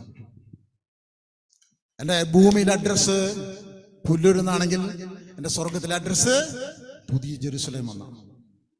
അവിടുത്തെ പിൻകോഡ് അറിയാവുന്നവർക്കറിയാം, ലൊക്കേഷൻ അറിയാവുന്നവർക്കറിയാം. എന്റെ സൺ ഓഫ് ശശീരം എന്നുള്ളത് സൺ ഓഫ് ഗോഡ് എന്നാക്കി മാറ്റാൻ പോയ ദൈവം. സൺ ഓഫ് ഗോഡ് എന്ന് മാറ്റാൻ പോകുക ദൈവം. വിശ്വസിക്കുന്നവർക്ക്, ക്രിസ്തുവിനായി ജീവിക്കുന്നവർക്ക്, നേരത്തെ പറഞ്ഞ പോലെ ജീവൻ പോയാലും എനിക്ക് എൻ്റെ കർത്താവ് മതി എന്ന് പറഞ്ഞ് തീരുമാനമെടുത്ത് എന്തൊക്കെ നഷ്ടപ്പെട്ടാലും ക്രൂശ് എടുത്ത് ജീവിക്കുന്നവർക്ക്. ക്രൂശ് ആർക്കുള്ളതാ? ക്രൂശ് ശിഷ്യനുള്ളതാ. നുകമാർക്കുള്ളതാ? നുകം ദാസനുള്ളതാ. ക്രൂശിനെ കുറിച്ചും നുകത്തെ കുറിച്ചും ബൈബിൾ പറയുന്നുണ്ട്. ക്രൂശ് ശിഷ്യനുള്ളതാ. എന്നെ അനുഗമിക്കാൻ ആരെങ്കിലും ഇച്ഛിക്കുന്നെങ്കിൽ സ്വയം ത്യജിച്ച് തന്റെ ക്രൂശ് എടുത്തുകൊണ്ട് എന്നെ അനുഗമിക്കട്ടെ. യേശുവിനെ അനുഗമിക്കുന്നത് ആരാ? അവന്റെ ശിഷ്യന്മാരാണ് യേശുവിനെ അനുഗമിക്കുന്നത്. ഒരു നിർബന്ധവും ഇല്ല. ദൈവനാമത്തെ പ്രതി നാം ഇറങ്ങി തിരിച്ചു കഴിഞ്ഞാൽ പ്രതിസന്ധികളും പ്രതികൂല സാഹചര്യങ്ങളും നമ്മുടെ പിന്നാലെ തന്നെ ഉണ്ടാവും. ക്രിസ്തുയേശുവിനായി ഭക്തിയോടെ ജീവിക്കാൻ ആഗ്രഹിക്കുന്ന ഏവർക്കും ഉപദ്രവം ഉണ്ടാകുമെന്ന് തിമോത്തിയോസ് എഴുതിയ ലേഖനത്തിന് പൗലോസ് പറയുന്നുണ്ട്. ക്രിസ്തുയേശുവിൽ ഭക്തിയോടെ ജീവിക്കാൻ ആഗ്രഹിക്കുന്ന ഏവർക്കും ഉപദ്രവം ഉണ്ടാകും. യേശു പറഞ്ഞു, യോഹന്നാന്റെ സുവിശേഷത്തിലെ 16-ാം അധ്യായത്തില് ശിഷ്യരോട് പറയുന്ന ആ ഭാഗങ്ങളെ, അവർക്ക് വേണ്ട നിർദ്ദേശങ്ങളിൽ ചില ഭാഗങ്ങളിൽ അവന് അവസാനമായി പറയുന്ന ഒരു വാക്യമുണ്ട്. യോഹന്നാന്റെ സുവിശേഷം 16-ാമത്തെ അധ്യായം. ലോകത്തിൽ നിങ്ങൾക്ക് എന്നിൽ സമാധാനം ഉണ്ടാകേണ്ടതിന്, 16-ാം അധ്യായം 33-ാമത്തെ വാക്യം. നിങ്ങൾക്ക് എന്നിൽ സമാധാനം ഉണ്ടാകേണ്ടതിന് ഇത് നിങ്ങളോട് സംസാരിച്ചിരിക്കുന്നു. ലോകത്തിൽ നിങ്ങൾക്ക് കഷ്ടമുണ്ട്, എങ്കിലും ധൈര്യപ്പെടുവിൻ, ഞാൻ ലോകത്തെ ജയിച്ചിരിക്കുന്നു എന്ന് പറഞ്ഞു. അത് ഏത് കഷ്ടമുള്ളത്? ഏത് കഷ്ടമുള്ള? കടബാധ്യതയോ? കടബാധ്യത നമുക്ക് മാത്രമേ ഉള്ളൂ. രോഗോ? എന്റെ പ്രിയ ചങ്ങാതിമാർ, രോഗം നമുക്ക് മാത്രമേ ഉള്ളൂ. വീടില്ല എന്നുള്ള ദുഃഖമോ? അത് ഈ ഭൂമിയിൽ നമുക്ക് മാത്രമുള്ളൂ. അപ്പൊ നിങ്ങൾക്ക് കഷ്ടമുണ്ട് എന്ന് പറയുന്നതിനർത്ഥം എന്റെ നാമത്തെ പ്രതി നിങ്ങൾ അനുഭവിക്കുന്ന കഷ്ടങ്ങള്, നിന്ദകള്, പരിഹാസങ്ങള്, കുറ്റാരോപണങ്ങള് എന്റെ നാമത്തെ പ്രതി നിങ്ങൾക്കുണ്ടാകും. അതാണ് നിങ്ങളുടെ ക്രൂശ്. എന്റെ നാമത്തെ പിൻപറ്റുമ്പോൾ, എന്റെ വഴികളിലൂടെ നിങ്ങൾ നടക്കാൻ ആരംഭിക്കുമ്പോൾ നിങ്ങൾക്കൊരു ക്രൂശുണ്ട്. ആ ക്രൂശ് നിങ്ങൾ എടുക്കണം. അത് രോഗമല്ല, മറ്റു ദുഃഖങ്ങളോ, ഈ ഭൂമിയിൽ മറ്റു മനുഷ്യർ അനുഭവിക്കുന്ന ദുഃഖം അത് എല്ലാവർക്കും ഉണ്ട്. പക്ഷെ നിങ്ങൾക്ക് മാത്രമായി ലഭിക്കുന്ന ക്രൂശുണ്ട്. കർത്താവിനെ അനുഗമിക്കുന്നവർക്ക് ലഭിക്കുന്ന ഒരു ക്രൂശുണ്ട്. ആ ക്രൂശ് അവന്റെ നാമത്തെ പ്രതി അനുഭവിക്കുന്ന കഷ്ടങ്ങളാണ്. ഭക്തിയോടെ ജീവിക്കുമ്പോൾ നമുക്ക് ലഭിക്കുന്ന പ്രതിസന്ധികളാണ്. കർത്താവിന് വേണ്ടി ഇറങ്ങിത്തിരിക്കുമ്പോൾ ചില ബന്ധങ്ങൾ നമുക്ക് നഷ്ടപ്പെട്ടേക്കാം. കർത്താവിന് വേണ്ടി ജീവിക്കാൻ ഇറങ്ങുമ്പോൾ ചില പാരമ്പര്യ അവകാശങ്ങൾ നമുക്ക് നഷ്ടപ്പെട്ടേക്കാം. കർത്താവിന് വേണ്ടി ഇറങ്ങിത്തിരിക്കുമ്പോൾ ചില ജോലികൾ നമുക്ക് നഷ്ടപ്പെട്ടേക്കാം. കർത്താവിന് വേണ്ടി ഇറങ്ങിത്തിരിക്കുമ്പോൾ ചില സുഹൃത്ത് ബന്ധങ്ങൾ നമുക്ക് നഷ്ടപ്പെട്ടേക്കാം. അതാണ് നമ്മുടെ ക്രൂശ്. അവനെ അനുഗമിക്കുമ്പോൾ നമുക്ക് ലഭിച്ചുകൊണ്ടിരിക്കുന്ന ക്രൂശ് അതാണ്. അത് എടുക്കണമെങ്കിൽ എന്ത് ചെയ്യണം? സ്വയം ത്യജിച്ചവർക്ക് അത് എടുക്കാൻ സാധിക്കുകയുള്ളൂ. അതാണ് ആദ്യത്തെ പടിയായി. എന്നെ ആരെങ്കിലും അനുഗമിക്കാനായിട്ട് ആഗ്രഹിക്കുന്നുവെങ്കിൽ അവർ സ്വയം ത്യജിച്ച് തന്നെ ശൂന്യനാക്കിക്കൊണ്ട്, എനിക്കുള്ള കുരിശ് ഞാൻ എടുക്കണം, നിങ്ങൾക്കുള്ള കുരിശ് നിങ്ങൾ എടുക്കണം. സ്തോത്രം. കർത്താവിന് കുരിശുണ്ടായിരുന്നു. എന്തിനു പ്രതിയാ? അവൻ ഈ ലോകത്തില് വല്ല തെറ്റുകൾ ആരോടെങ്കിലും ദ്രോഹം ചെയ്ത് അതിന്റെ പ്രതിഫലമായി അവന് ലഭിക്കുന്ന ശിക്ഷയായിരുന്നോ? കഷ്ടങ്ങളായിരുന്നു അവൻ അനുഭവിച്ചുകൊണ്ടിരുന്നത്? അല്ല, അവൻ നീതിമാനായിരുന്നു. ഒരു കുറ്റവും ഒരു പാപവും അവൻ ചെയ്തിട്ടില്ല. ഒരു കുറ്റവും അവന്റെ തെളിയിക്കാൻ സാധിച്ചിട്ടില്ല ഈ ഭൂമിയിൽ. എന്നിട്ടും അവന് ക്രൂശുണ്ടായിരുന്നു. എന്തുകൊണ്ട്? പിതാവിന്റെ ഇഷ്ടം ചെയ്യുവാൻ അവൻ തന്നെ ഏൽപ്പിച്ചു കൊടുത്തപ്പോൾ. ഒരുപക്ഷെ 30 വയസ്സ് വരെ യേശുവിന് അത്തരം പ്രതിസന്ധികൾ ഉണ്ടായി എന്ന് വരില്ല. പക്ഷെ 30-ാമത്തെ വയസ്സിൽ തന്റെ സ്വർഗസ്ഥനായ പിതാവിന്റെ സമയമായപ്പോൾ, ദൈവരാജ്യത്തെ പ്രസംഗിക്കുവാനായിട്ട് മനുഷ്യരുടെ ഇടയിലേക്ക് ഇറങ്ങിയപ്പോൾ, സ്വർഗത്തിൽ ജീവിക്കുന്ന ദൈവത്തിന്റെ നാമവുമായി ഇറങ്ങിയപ്പോഴായിരിക്കും അവന് കഷ്ടതകൾ കൂടുതലും സഹിക്കേണ്ടി വന്നിട്ടുള്ളത്. ഒരുപക്ഷെ 30 വയസ്സ് വരെ പ്രലോഭനങ്ങൾ അതിജീവിക്കേണ്ടി വന്നേക്കാം, പാപാവസ്ഥകൾ അതിജീവിക്കേണ്ടി വന്നേക്കാം. പക്ഷേ ദൈവത്തെ പ്രതിയുള്ള കഷ്ടങ്ങൾ അവൻ അനുഭവിക്കേണ്ടി വന്നത് 33.5 വർഷം അവൻ അനുഭവിച്ചു. 33.5 വർഷം അവൻ അനുഭവിച്ചുള്ളൂ ദൈവത്തെ പ്രതി ലഭിക്കുന്ന കഷ്ടങ്ങൾ. സ്തോത്രം. അങ്ങനെ ആ കഷ്ടങ്ങളെ കർത്താവിനോട് കൂടെ ചേർന്ന് നിന്ന്, കർത്താവിനോട് ഒരു സമാധാനക്കുറവും വരാണ്ട്, കർത്താവേ ഇനി ഞാൻ ഈ ക്രൂശെടുക്കാനില്ല, ഞാനിനി നാളെ തൊട്ട് ഈ പണിക്കില്ല, ഇത്രയും കഷ്ടതയും നിന്ദനവും അപമാനവും ഒക്കെ ഉള്ള പണിയായിരുന്നു ഇത്, അതുകൊണ്ട് ഞാൻ ഈ പണിക്ക് ഇല്ല എന്ന് പറഞ്ഞ് ഉപേക്ഷിച്ചു പോകേണ്ടതിനല്ല, നിങ്ങൾക്ക് എന്നിൽ സമാധാനം ഉണ്ടാകേണ്ടതിന് ഞാനിത് നിങ്ങളോട് പറയുന്നു. ലോകത്തിൽ നിങ്ങൾക്ക് കഷ്ടമുണ്ട്, എങ്കിലും ധൈര്യപ്പെടുവിൻ, ഞാൻ ലോകത്തെ ജയിച്ചിരിക്കുന്നു. ജയിച്ചവൻ നമ്മുടെ മുമ്പേ ഉണ്ട്. ഈ ലോകത്തെ ജയിച്ചവൻ, പിശാചിനെ ജയിച്ചവൻ, തന്റെ സ്വന്തം ഇച്ഛകളെ ജയിച്ചവൻ നമ്മുടെ മുമ്പാകെ ഉണ്ട്. അവനെ അനുഗമിക്കുക മാത്രമേ വേണ്ടൂ. ഒരു വിജയകരമായ ക്രിസ്ത്യ ജീവിതം നമ്മുടെ മുമ്പിൽ സാധ്യമാണ്, അവനെ നോക്കി പോവുകയാണെങ്കിൽ. സ്തോത്രം. ഹല്ലേലൂയ. അങ്ങനെയുള്ളവർക്കാണ്, ജയിക്കുന്നവർക്കാണ് ഈ പുതിയ ജെറുസലേമിന്റെ അഡ്രസ്സില്, പിതാവിന്റെ സൺ ഓഫില്, യേശുക്രിസ്തുവിന്റെ കെയർ ഓഫിലൊക്കെയും ഒരു പുതിയ അഡ്രസ്സിലേക്ക് മാറ്റപ്പെടുന്നത് അങ്ങനെയുള്ള ജയജീവിതം നയിക്കുന്നവർക്കാണ്. സ്തോത്രം. ഇനി 87-ാം സങ്കീർത്തനത്തിലേക്ക് വന്നാട്ടെ.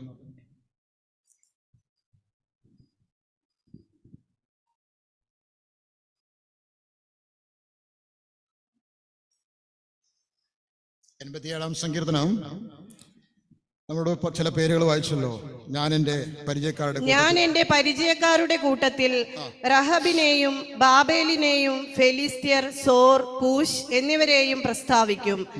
ഇവർ അവിടെ ജനിച്ചു, ഇവനും അവനും അവിടെ ജനിച്ചു എന്നും സിയോനെ കുറിച്ച് പറയും. ഇവനും അവനും എവിടെ ജനിച്ചു, അവിടെ എന്നുള്ളത് സിയോനെ കുറിച്ച് പറയും, ജെറുസലേമിനെ കുറിച്ച് പറയും. അത്യുന്നതൻ തന്നെ അതിനെ സ്ഥാപിച്ചിരിക്കുന്നു. ആ യഹോവ വംശങ്ങളെ എഴുതുമ്പോൾ ഇവൻ അവിടെ ജനിച്ചു എന്നിങ്ങനെ എണ്ണും. എന്റെ ഉറവുകളൊക്കെയും നിന്നിലാകുന്നു എന്ന് സംഗീതക്കാരും നൃത്തം ചെയ്യുന്നവരും ഒരുപോലെ പറയും. അപ്പം റാഹാബ് ആരാണ് ഈ റാഹാബ്? റാഹാബ് എന്നൊരു വേശ്യയെ കുറിച്ച് പറയുന്നുണ്ട് അല്ലേ? റാഹാബ് എന്ന വേശ്യ യെരിഹോ പട്ടണം പിടിക്കാനായിട്ട് ഉറ്റുനോക്കാനായിട്ട് ഒറ്റുകാരെ അയക്കുമ്പോൾ അവരെ അവിടുത്തെ ആൾക്കാരുടെ കയ്യിൽ പെടാതെ തൻ്റെ വീട്ടിൽ കൈക്കൊണ്ടതാരായിരുന്നു? റാഹാബ് എന്ന വേശ്യയായിരുന്നു. അതിനെക്കുറിച്ച് യാക്കോബിന്റെ ലേഖനത്തിൽ പറയുന്നുണ്ട്. നോക്കാം.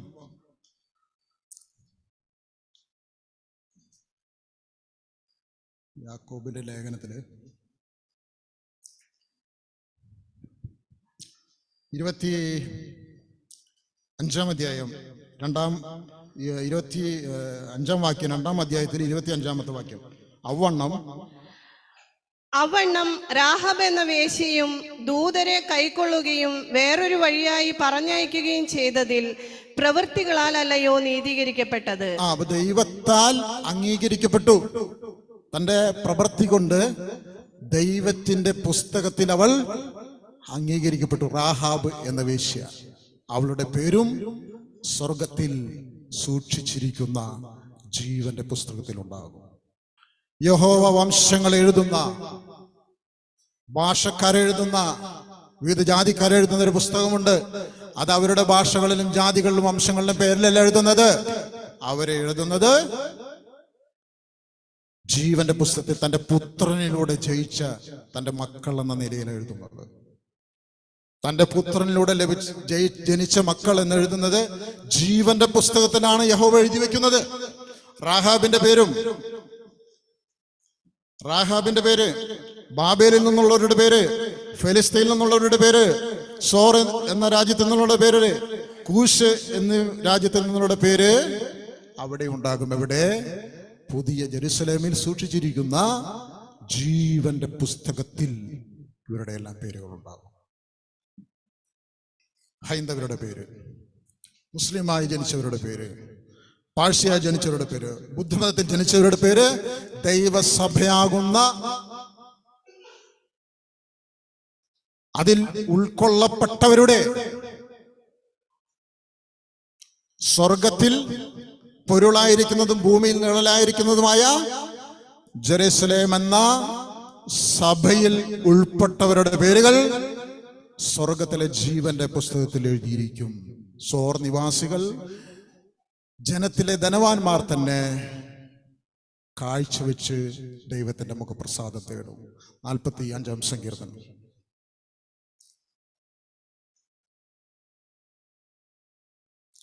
45-ാമത്തെ സങ്കീർത്തനം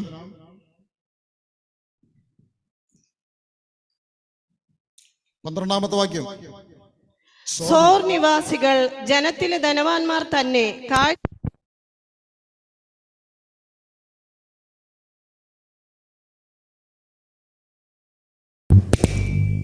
അപ്പൊ സോറിൽ ജനിച്ചവർ, സോർ നിവാസികൾ ആരുടെ മുഖപ്രസാദം തേടും? നമ്മുടെ ദൈവത്തിന്റെ മുഖപ്രസാദം തേടുന്ന ഒരു സമയം വരും. നമ്മുടെ ദൈവത്തിന്റെ മുഖപ്രസാദം തേടുന്ന ഒരു സമയം വരും. ആര്? സോർ നിവാസികൾ.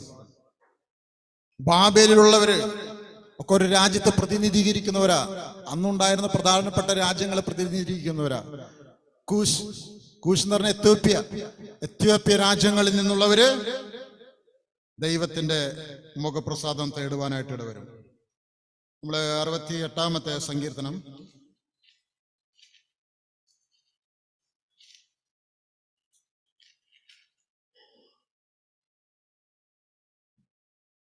31-ാമത്തെ വാക്യം. മിസ്രൈമിൽ നിന്ന് മഹത്തുക്കൾ വരും. കൂശ് വേഗത്തിൽ തന്റെ കൈകളെ ദൈവത്തിലേക്ക് നീട്ടും. എവിടേക്ക് നീട്ടും? അവര് വിളിച്ചപേക്ഷിക്കുന്ന ദൈവത്തിലേക്കല്ല നീട്ടുക.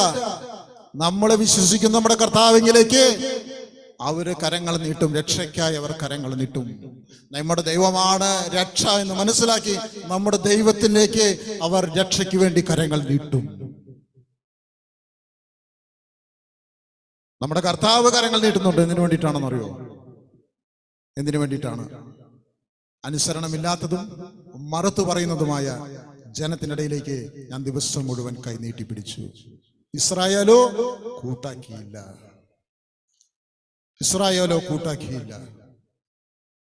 കിഴക്ക് നിന്നും പടിഞ്ഞാറ് നിന്നും വടക്കു നിന്നും തെക്കു നിന്നും അനേകർ വന്ന് ദൈവരാജ്യത്തിൽ പന്തിക്കിരിക്കും.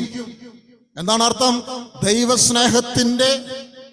ദൈവസ്നേഹത്തിന്റെ ആ വീതിയുടെ ഭാഗമായി, നീളത്തിന്റെ ആഴത്തിന്റെ ഉയരത്തിന്റെ ഭാഗമായി കിഴക്ക് നിന്നും പടിഞ്ഞാറ് നിന്നും വടക്കു നിന്നും തെക്കു നിന്നും അനേകർ വന്ന് അബ്രഹാമിനോടുകൂടെ ദൈവരാജ്യത്തിൽ പന്തിക്കിരിക്കും. രാജ്യത്തിന്റെ പുത്രന്മാരോ പുറന്തള്ളപ്പെടും. അവിടെ കരച്ചിലും പല്ലുകടിയും ഉണ്ടാകും. സ്തോത്രം. അപ്പൊ ദൈവത്തിന്റെ സ്നേഹത്തിന്റെ വീതിയും നീളവും ആഴവും എന്ന് പറഞ്ഞാൽ, പ്രിയപ്പെട്ടവരെ, അത് നമ്മുടെ ബുദ്ധിക്ക് അതീതമാണ്. നമുക്ക് ചിന്തിക്കാൻ പറ്റാത്തതാണ്. നമ്മുടെ ഇന്ന് വരെയുള്ള അറിവുകൾക്ക് അതീതമാണ് അത്. വായിച്ച കുറുവാക്യത്തിന്റെ അവസാനത്തെ വാക്യം, എഫെസ്യ ലേഖനം 3-ാം അധ്യായം.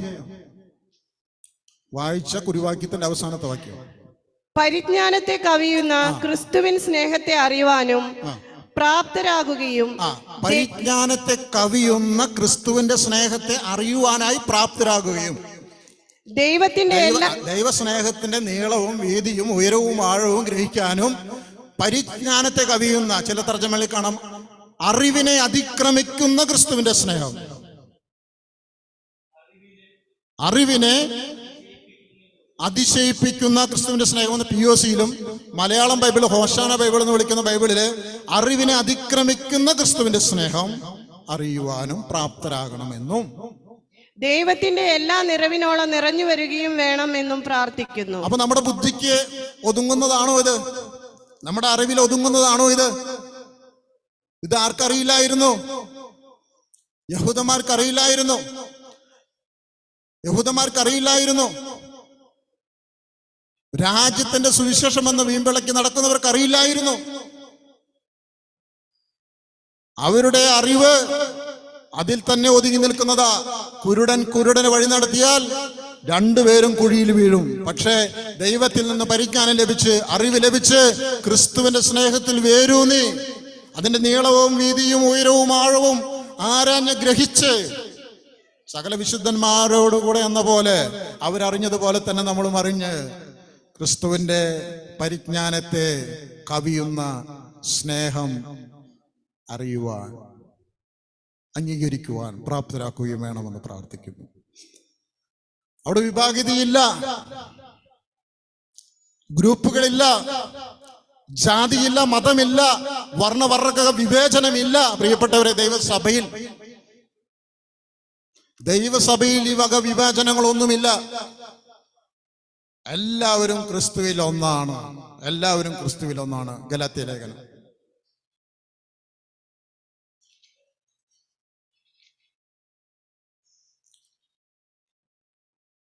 27-28 വാക്യങ്ങൾ. ഗലാത്യ ലേഖനം 3-ാം അധ്യായം 27-28 വാക്യങ്ങൾ. ക്രിസ്തുവിനോട് ചേരുവാൻ സ്നാനമേറ്റിരിക്കുന്ന നിങ്ങൾ എല്ലാവരും ക്രിസ്തുവിനെ ധരിച്ചിരിക്കുന്നു. അതിൽ യഹൂദനും യവനനും എന്നില്ല, ദാസനും സ്വതന്ത്രനും എന്നില്ല, ആണും പെണ്ണും എന്നുമില്ല. നിങ്ങൾ എല്ലാവരും ക്രിസ്തു യേശുവിൽ ഒന്നത്രേ. ഒന്ന് പറഞ്ഞാൽ ഒന്ന് തന്നെ. അതിൽ 16 കഷ്ണം എന്നല്ല, ഒന്നാ. 16 കഷ്ണമാക്കുന്നവർക്കുള്ള ദൈവത്തിന്റെ ദൂത ഇത് കരുതിയാ മതി. ക്രിസ്തു നിങ്ങൾക്ക് വേണ്ടി വിഭാഗിക്കപ്പെട്ടുവോ? കൊരിന്ത്യ സഭയിൽ വിഭാഗീയത ഉണ്ടായപ്പോൾ അവിടെ ക്രിസ്തുവിന്റെ പക്ഷക്കാർ എന്നൊരു പക്ഷക്കാരുണ്ടായിരുന്നു. 1 കൊരിന്ത്യ ലേഖനം 3-ാം അധ്യായം എടുക്കാം. ക്രിസ്തുവിന്റെ പക്ഷക്കാർ എന്നൊരു പക്ഷക്കാരും കൂടി ഉണ്ടായിരുന്നു.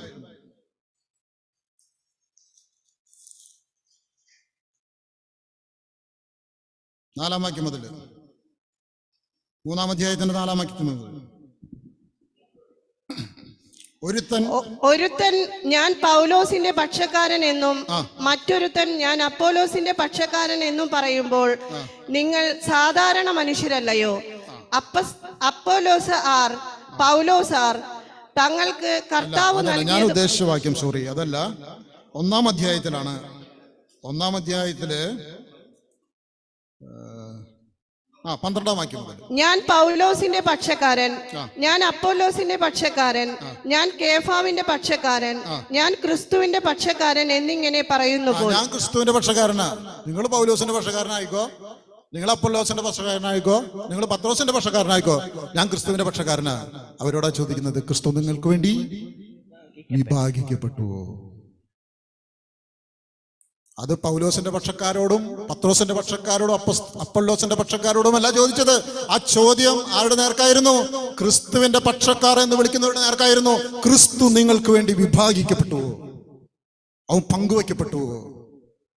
നിങ്ങൾക്ക് മാത്രമുള്ളത് ആ ക്രിസ്തുവിനെ അല്ല, മാനവജാതിയുടെ മുഴുവന്റെയും പാപപരിഹാരത്തിന് വേണ്ടി, അവരുടെ നിത്യജീവന് വേണ്ടി, എഴുതപ്പെട്ട ജീവപുസ്തകത്തിൽ പേര് ചേർക്കുന്നതിന് വേണ്ടി അവിടെ അതിനുവേണ്ടി ഒരുക്കപ്പെട്ട സംവിധാനമാണ് സഭ. പ്രിയപ്പെട്ടവരെ, മറക്കരുത്, മറക്കരുത്, മറക്കരുത്. ദൈവനാമത്തിൽ ഓർപ്പിക്കുകയാണ്. ക്രിസ്തുവിന്റെ സ്നേഹത്തിന്റെ ഈ കാര്യങ്ങള്, ആ വലിപ്പം നിങ്ങൾ തിരിച്ചറിയണം. അത് തിരിച്ചറിയാതെ നമുക്ക് ആത്മീയ വർധന പ്രാപിക്കാൻ പറ്റില്ല.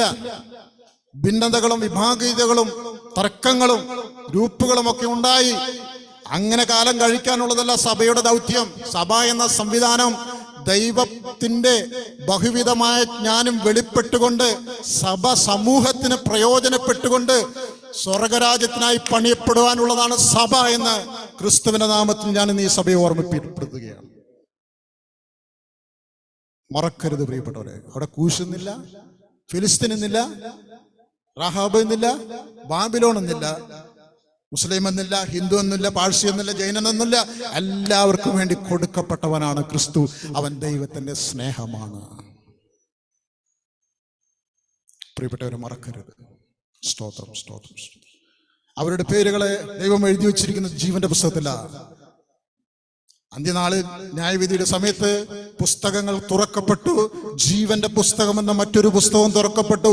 ജീവന്റെ പുസ്തകത്തിൽ പേരെഴുതിയിട്ടില്ലാത്ത എല്ലാവരെയും തീപ്പൊയ്കയിൽ തള്ളിയിടും. അതാണ് രണ്ടാമത്തെ മരണം, അതാണ് നിത്യനരകം എന്ന് പറയുന്നത്. വാക്യങ്ങളെടുത്ത് വിശദീകരിക്കാൻ സമയമില്ല, അതുകൊണ്ടാണ് പറയുന്നത്. ജയിക്കുന്നവൻ വെള്ളയുടുപ്പ് ധരിച്ചുകൊണ്ട് എന്നോടുകൂടെ നടക്കും. ഞാൻ അവന്റെ പേര് ജീവന്റെ പുസ്തകത്തിൽ നിന്ന് മായ്ച്ചു കളയാതെ അത് കാത്തു സൂക്ഷിക്കും. സഭകളോടുള്ള ലേഖനത്തിൽ വെളിപ്പാട് പുസ്തകത്തിൽ പറയുന്നതാണ്. എന്നാൽ പ്രിയപ്പെട്ടവരെ, എഴുതിയ പേര് മാറ്റപ്പെടുവാൻ സാധ്യതയുണ്ട്. എന്നോട് പാപം ചെയ്യുന്നതിന്റെ പേര് ഞാൻ ജീവന്റെ പുസ്തകത്തിൽ നിന്ന് മാറ്റപ്പെടും. യഹോവയെ ഉപേക്ഷിക്കുന്നവന്റെ, യഹോവയെ വെറുക്കുന്നവന്റെ, യഹോവയിൽ നിന്ന് പിന്മാറിപ്പോകുന്നവന്റെ, നമ്മുടെ ജീവനുള്ള കർത്താവിൽ നിന്ന് പിന്മാറിപ്പോകുന്നവന്റെ പേര് എവിടെ എഴുതി വയ്ക്കും? എവിടെ എഴുതി വയ്ക്കുന്ന നാം പഠിച്ചിട്ടുള്ളത്? ഓർമ്മ വെച്ചോ, വാക്യമെടുത്ത് തരാം. ജെറമ്യാ പ്രവചനം 2-ാം അധ്യായം.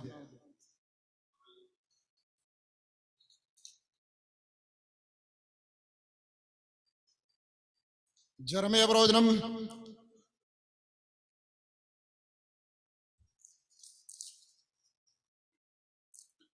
ആദ്യം 13-ാമത്തെ വാക്യം വായിക്കാം. 2-ാം അധ്യായം 13-ാമത്തെ വാക്യം. എന്റെ ജനം 2 ദോഷം ചെയ്തിരിക്കുന്നു.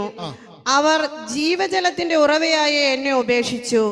വെള്ളമില്ലാത്ത കിണറുകളെ, പൊട്ട കിണറുകളെ തന്നെ കുഴിച്ചിരിക്കുന്നു. 2 ദോഷം ചെയ്തു. ജീവന്റെ ജലമാ ഒഴുകുന്ന ഉറവയായ കർത്താവിനെ അവർ ഉപേക്ഷിച്ചു. അത് 1-ാമത്തെ തെറ്റ്. 2-ാമത്തെ തെറ്റ്, വെള്ളമില്ലാത്ത പൊട്ട കിണറുകളെ. ഈ ക്രിസ്തുവിൽ തന്നെ നിങ്ങൾക്ക് സമൃദ്ധമായ സമാധാനമുണ്ടല്ലോ, സമൃദ്ധമായ ജീവനുണ്ടല്ലോ ഈ ക്രിസ്തുവില്. പിന്നെ എന്തിന് ഈ ക്രിസ്തുവിനെ ഉപേക്ഷിച്ച് മറ്റൊന്നിലേക്ക് കടന്നു പോകുന്നു? നിങ്ങൾ ഇപ്പോൾ ക്രിസ്തുവിനെ വിട്ട് കുഴിച്ചുകൊണ്ടിരിക്കുന്നത് പൊട്ടക്കിണറുകളാ. അവ നിങ്ങൾക്ക് വെള്ളം നൽകുകയില്ല. അത് 2-ാമത്തെ തെറ്റ്. 1-ാമത്തെ തെറ്റ്, ക്രിസ്തുവിനെ ഉപേക്ഷിച്ചത് ജീവന്റെ ഉറവയായ, ജീവജലത്തിന്റെ ഉറവയായ ക്രിസ്തുവിനെ ഉപേക്ഷിച്ചത് 1-ാമത്തെ തെറ്റ്. 2-ാമത്തെ തെറ്റ് എന്താണ്? പൊട്ടക്കിണറുകളെ കുഴിച്ചത്. ഇനി 17-ാം അധ്യായത്തിലേക്ക് വരിക. ജെറമ്യാ പ്രവചനം 17-ാം അധ്യായം 13-ാമത്തെ വാക്യം. ജെറമ്യാ പ്രവചനം 17-ാം അധ്യായം 13-ാമത്തെ വാക്യം. ഇസ്രായേലിന്റെ പ്രത്യാശയായ യഹോവേ, നിന്നെ ഉപേക്ഷിക്കുന്ന ഏവരും ലജ്ജിച്ചു പോകും. ആരെ ഉപേക്ഷിക്കുന്നവരെ? യഹോവയെ ഉപേക്ഷിക്കുന്ന എല്ലാവരും ലജ്ജിച്ചു പോകും. എന്നെ വിട്ടുപോകുന്നവരെ മണ്ണിൽ എഴുതി വെക്കും. അവർ ജീവനുള്ള വെള്ളത്തിന്റെ ഉറവയായ യഹോവയെ ഉപേക്ഷിച്ചു കളഞ്ഞുവല്ലോ. യഹോവയെ ഉപേക്ഷിക്കുന്നവരുടെ പേര് ജീവന്റെ പുസ്തകത്തിൽ നിന്ന് മാറ്റി. നീ എത്ര ഒരു കാലത്ത് യേശുവിനെ വിശ്വസിച്ചതായാലും യേശുവിനെ ആരാധിച്ചതായാലും യേശുവിന് എന്തൊക്കെ പണി തലകുത്തി മറിഞ്ഞ് ചെയ്തതായാലും, പ്രിയപ്പെട്ടവരെ, ദൈവമായ കർത്താവിനെ ഉപേക്ഷിച്ച് പിന്മാറി പോവുകയാണെങ്കിൽ നമ്മുടെ പേര് എഴുതാൻ പോകുന്നത് പൂഴിമണ്ണിലായിരിക്കും. അത് ഈ ഭൂമിയോട് കൂടി തന്നെ മറയും. കാലം, കാറ്റ്, കാലാവസ്ഥ അത് മാച്ചു കളയാ പേര്. ജീവന്റെ പുസ്തകത്തിലും പേരില്ല, ഈ ഭൂമിയിലും പേരില്ല. പിന്നെ എന്തിനാ നാം ഈ ഭൂമിയിൽ നമുക്ക് പേരിനും പ്രശസ്തിക്കും വേണ്ടി അധ്വാനിക്കുന്നത്? ദൈവമായ കർത്താവിൽ ഉറച്ചു നിൽക്ക്, ദൈവസ്നേഹത്തിൽ ഉറച്ചു നിൽക്ക്, വേരുറപ്പിക്ക്. അവിടെ സ്വർഗീയ ജെറുസലേമിൽ ഒരു പേരുണ്ടാക്കുക. എന്തിനു വേണ്ടി ഈ ഭൂമിയിൽ പേരിനും പ്രശസ്തിക്കും വേണ്ടി നാം ഓടി നടന്ന് അധ്വാനിക്കുന്നു? അത് മണലിൽ എഴുതപ്പെട്ടതുപോലെ മായ്ച്ചു കളയും. ഈ ഭൂമിയിലെ ജീവിതത്തോടുകൂടി അത് അവസാനിക്കുന്നത്. പ്രിയപ്പെട്ടവരെ, ഓർക്കുക, ജീവന്റെ പുസ്തകത്തിലാണ് സ്വർഗീയ ജെറുസലേം എന്ന ആ നഗരത്തിന്റെ അഡ്രസ്സിലാണ് നാം അറിയപ്പെടേണ്ടത്. അതിപ്പോ മനസ്സിലാകില്ല, അത് മനസ്സിലാകും നമുക്കൊരു നാൾ. നമ്മുടെ അധ്വാനവും പ്രയത്നവും ദൈവത്തിന് വേണ്ടി നിൽക്കുന്ന നമ്മുടെ ഉറച്ച നിലപാടുകളും കഷ്ടത ഏറ്റിട്ടാണെങ്കിലും നമ്മുടെ ആ ജീവിതത്തിന് വേണ്ടി, ക്രിസ്തീയതയ്ക്ക് വേണ്ടി നീക്കിവെക്കുന്ന ഓരോ സമയമുണ്ടല്ലോ, അതിനൊരു പ്രതിഫലമുണ്ട് നിത്യസ്വർഗത്തിൽ. മറക്കരുത്. പ്രത്യാശിക്കുക, വിശ്വസിക്കുക, ദൈവത്തിൽ തന്നെ പൂർണ്ണമായി ആശ്രയിക്കുക. അതിനായി ദൈവമായ കർത്താവ് എല്ലാവരെയും സഹായിക്കുമാറാകട്ടെ എന്ന് പ്രാർത്ഥിക്കുന്നു.